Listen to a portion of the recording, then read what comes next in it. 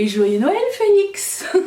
Normalement quand vous allez voir cette vidéo, si tout va bien, c'est le 25 décembre. Je suis aujourd'hui le 21 décembre, premier jour de l'hiver. Et je vous souhaite la joyeux Noël. Alors aujourd'hui c'est les favoris 2020. Alors hier vous avez eu les favoris 2020 version drugstore.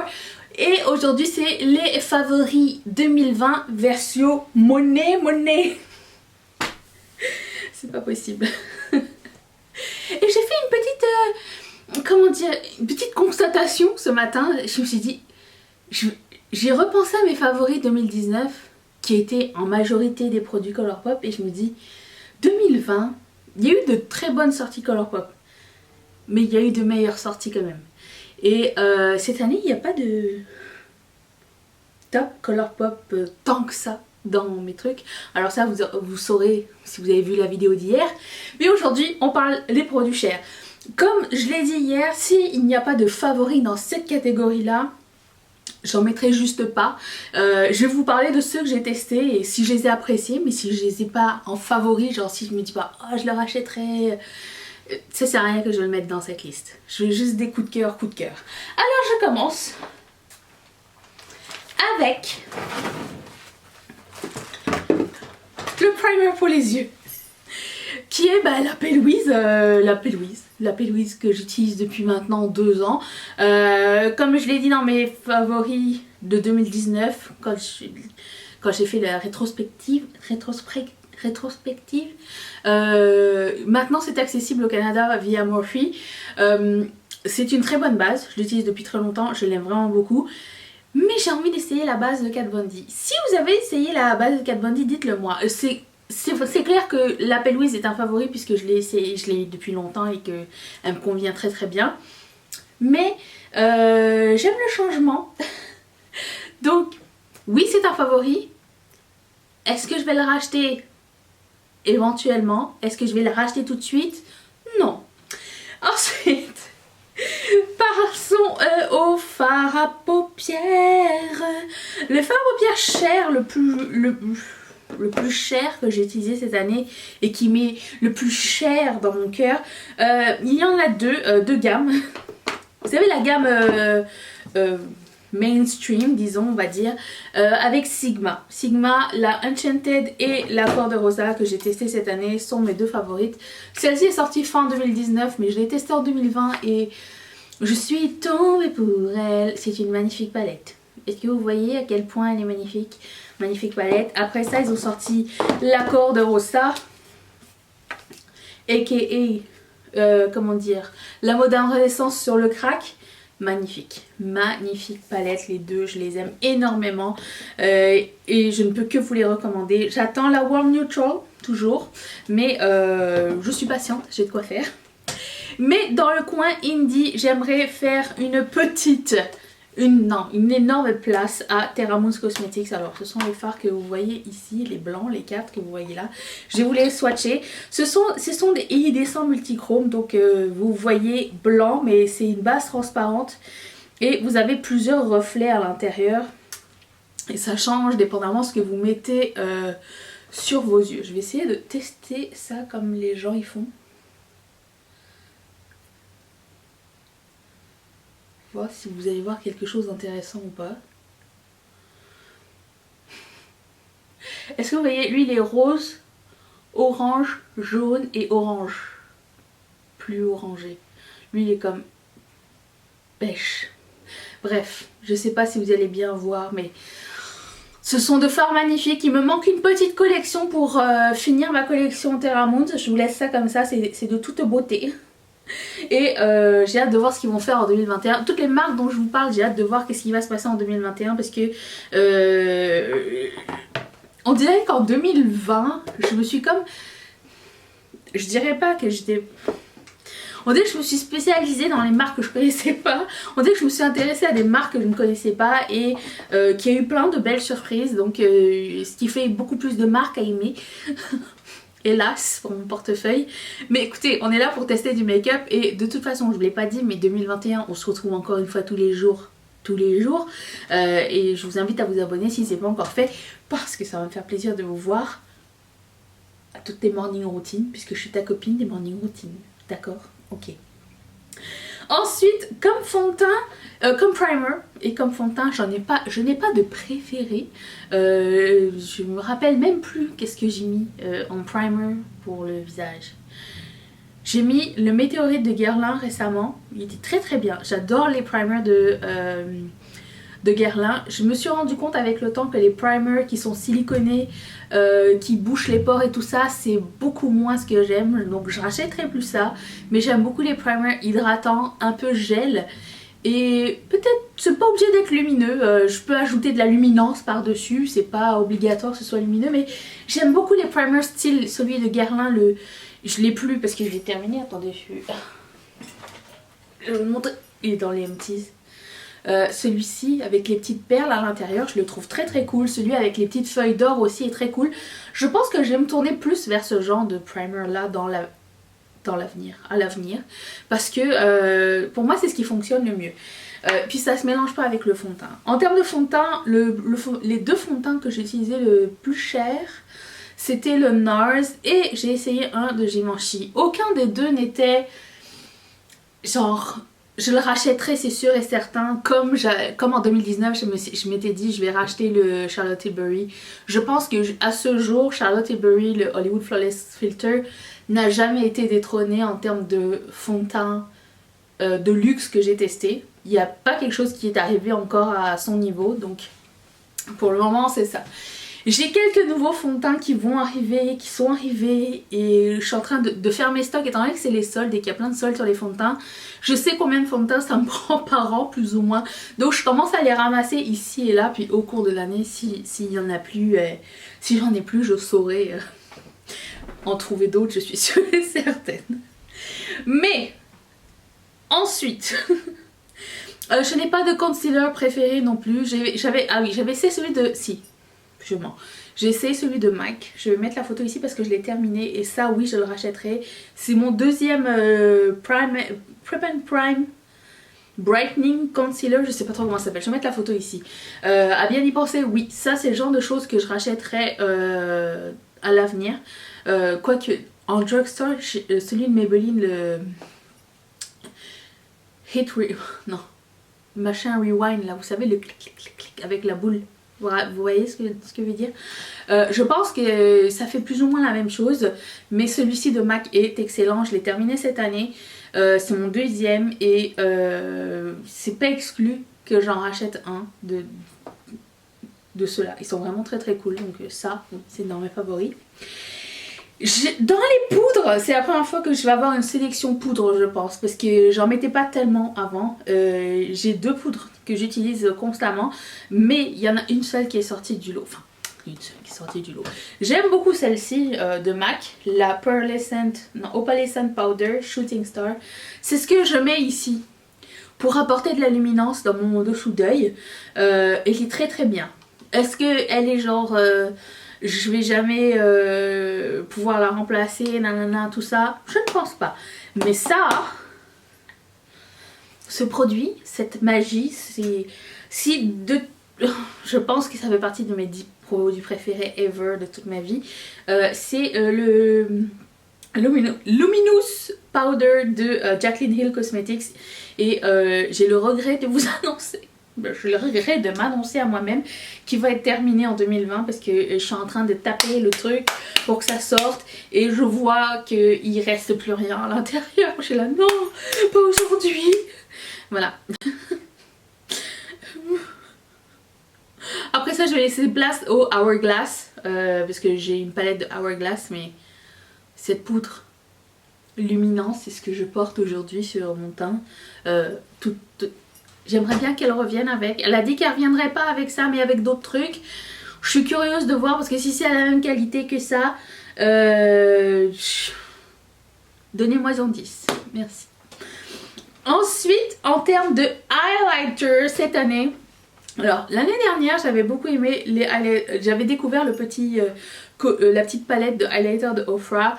Cette année, je me suis lâchée loose chez Ofra. Je me suis commandé plein de highlighter Ofra et je ne regrette aucunement. Celui-ci par exemple s'appelle C'est écrit collab. Mais non, là ça s'appelle Sea Shimmer. Ils ont fait des collaborations et vous avez des highlighters qui sont assez uniques. Mon préféré des deux c'est celui-ci, c'est Soho. Ça c'est une collaboration avec Talia Mar.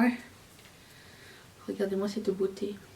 J'aime aussi Bali, j'aime Rodeo Drive, j'aime énormément de tous leurs highlighters sont magnifiques. Ma collection s'agrandit et j'ai hâte de voir qu'est-ce qui va arriver parce que j'ai fini ma collection Ofra. J'ai tous les highlighters que je voulais jusqu'en 2021. Donc nous verrons ce qui va sortir. Mais c'est de magnifiques highlighters. Ils sont souvent soldés. Ils sont chers mais souvent soldés. Je trouve qu'ils valent vraiment le prix. Les couleurs sont jolies, sont flatteuses. C'est très luminant. J'en ai mis un aujourd'hui d'ailleurs. J'ai mis un duo Snuggle Up. Je sais plus. Tout est en barre d'infos. J'ai filmé ce look pour Instagram et Facebook si ça vous intéresse. J'en ai mis un aujourd'hui.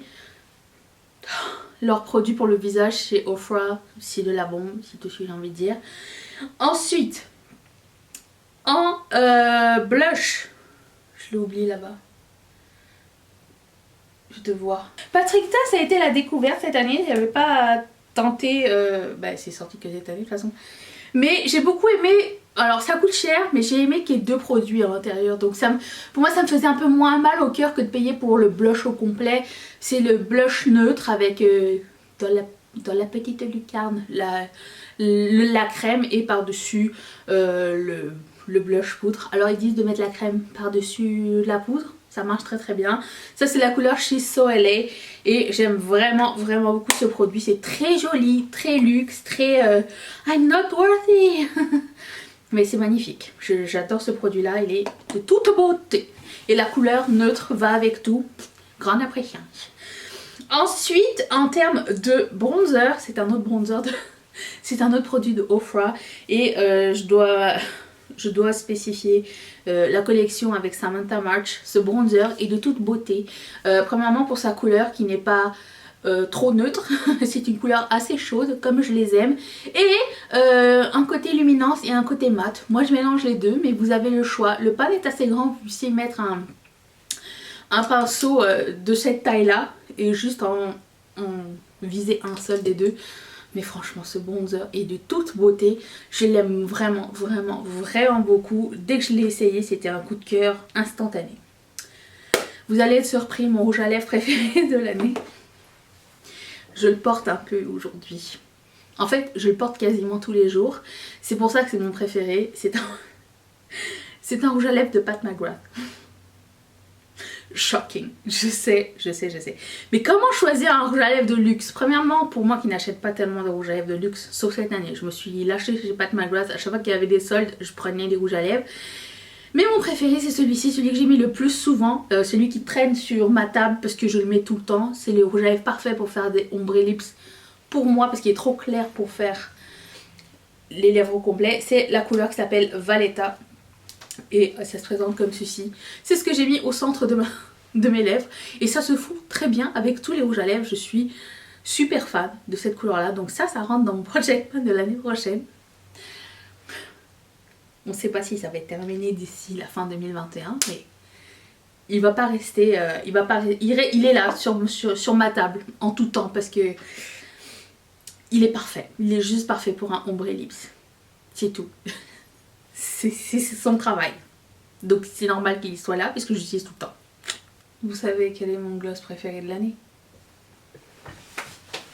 Je vous laisse le temps de réfléchir. Hein. Buxom, of course. Buxom n'a pas été détrôné. J'ai testé d'autres gloss. Genre Kosas, Tower 28. Mais Buxom, c'est toujours le first. Ça fait des années que c'est mon premier et je les aime toujours autant. Ils sont un petit peu mentholés, un petit peu frais, ils glacent les lèvres, comme les So Juicy. Les deux c'est la même chose, j'ai l'impression que c'est exactement la même formule. Mais pour le coup, étant donné que j'aime beaucoup les So Juicy, ceux-ci sont exceptionnels. Ensuite, c'est le moment des mentions spéciales. Parce que je voulais un truc hair care et skin care en bas de ma liste. Mais attendez. Mention spéciale. Le Glow Recipe Avocado Melt Retinol Eye Sleeping Mask. C'est mon deuxième tube, il est fantastique. Enfin, il est fantastique. Je ne sais pas à quel point ça peut fonctionner puisque tu n'es pas pas de problème d'urine, pas tellement. Mais j'utilise un soir sur deux. Tant que j'ai pas de ride, je vais dire que ça fonctionne. C'est un masque et je trouve ça très joli, très joli premièrement. Il sent pas mauvais, il sent rien du tout et très efficace. Le seul truc un peu chiant, c'est que il est profond le truc et ça vient avec une cuillère que j'ai perdue genre. Mais écoute,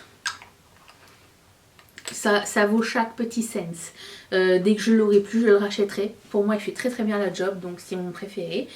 Ensuite, mon parfum de l'année, c'est le Way North Bondi. Il est rendu là. Je mets que un parfum à la fois. D'ailleurs, je me suis pas parfumée aujourd'hui, puis je vais voir le dentiste. Voilà, ça c'est fait. Je sais que c'est pas comme ça qu'on met du parfum, mais c'est pas grave. Cette odeur me ramène en 2020. J'adore cette odeur, elle est magnifique. Et elle est magnifique odeur. C'est la même odeur que les produits à cheveux de la marque Way. Et de la marque Way, mon préféré, deuxième année consécutive, c'est le Leave-In Conditioner qui est bientôt terminé. C'est la désespérance. C'est vraiment la désespérance. Une chance que Sephora livre vite parce que je pense que je vais traîner jusqu'au dernier moment et comme je me lave pas les cheveux très souvent, dès que ça sera la dernière utilisation, je commande direct le prochain. Je sais c'est un risque à prendre, mais excellent produit, toujours dans mes number one, je l'adore. Deux découvertes que j'ai faites cette année de la marque Bumble and Bumble que j'aime énormément. Il y a le Grooming Cream. Ça c'est une crème, tu sais quand tu fais des coiffures très léchées et que t'as pas envie de mettre de la pommade. Moi ce que j'aimais pas mettre c'était de la pommade pour les cheveux parce que ça crasse vite le cheveu. Et ça peut te durer encore une journée de plus. C'est une crème qui va lisser les petits cheveux. Alors je dis pas que c'est un rôle de genre comme la pommade. La pommade c'est vraiment genre extra forte et ça tient bien. Ça va juste comme calmer un petit peu les frisottis, bien donner du shine quand tu veux faire une coiffure bien léchée et tout. Ça c'est magnifique. À partir du moment où je fais des coiffures bien léchées, ça veut dire que je suis bientôt due pour laver mes cheveux, donc je peux le tenir encore 2 jours. Je mets ça en premier. Après ça, le lendemain, je mets ça plus de la laque. Et après ça, je me lave les cheveux. Telle est ma technique. Mais ça, c'était excellent. Je le rachèterai sans hésiter. Et ça, c'est mon meilleur ami du hairstyle. Je fais souvent des... c'est pas ma vraie nature de cheveux. Ma vraie nature de cheveux est très bouclée, serrée. Du coup, je la style souvent. Je fais faire plat, faire à boucler et waver. C'est les 3 que j'utilise le plus souvent. Et je mets ça avant et je trouve que ça donne du shine et que ça aide à faire tenir le cheveu beaucoup plus longtemps, le truc. Je me coiffe pas après avoir stylé mes cheveux. Donc ça c'est genre mes cheveux au réveil. J'ai fait 2 tresses parce que il commence à être un petit peu frisoté ici. Et en plus de ça, je me suis donné comme challenge de faire des coiffures différentes pendant 1 an. Je commence maintenant. Je sais pas combien. Ça fait 2 jours. Je sais pas combien de temps je vais tenir. Mais c'est le challenge. Voilà. Du coup, excellent produit. Très bon produit. En plus, il y a un heat protectant. Mon dieu. Le côté indien est revenu encore une fois. Il y a un protecteur thermique à l'intérieur. Donc, grande appréciage. J'ai un autre produit cher qui dans ma ligne de mire très prochainement. Je vais tester ça. C'est un produit de la marque Amika. Et j'ai vu une revue hier sur Jamie Page. Apparemment, ça donne les cheveux super brillants. Je dit sign me in. Je vais prendre ça. Je l'essaierai et je vous dirai ce que ça donne. Je dois aussi vous dire que j'ai eu juste la réflexion une seule fois, mais enfin pas une réflexion, c'était une remarque, c'était gentil. Je ne teins pas mes cheveux et j'ai pas l'intention de les teindre. En 2020, c'est l'année où mes cheveux blancs ont commencé à éclore. Oui.